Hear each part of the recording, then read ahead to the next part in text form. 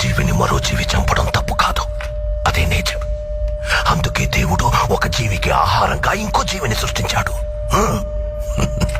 చంపడమే తప్పైతే ఎద్దుకి కొమ్ముల్ని, పావుకి విషాన్ని, తేలికి కొంటని ఎందుకు సృష్టించాడు? కానీ ఆ కొమ్ముల్ని, విషాన్ని మనుషులకి ఇవ్వలేదుగా. మెదడు, మనిషికి మెదడుంది కదా.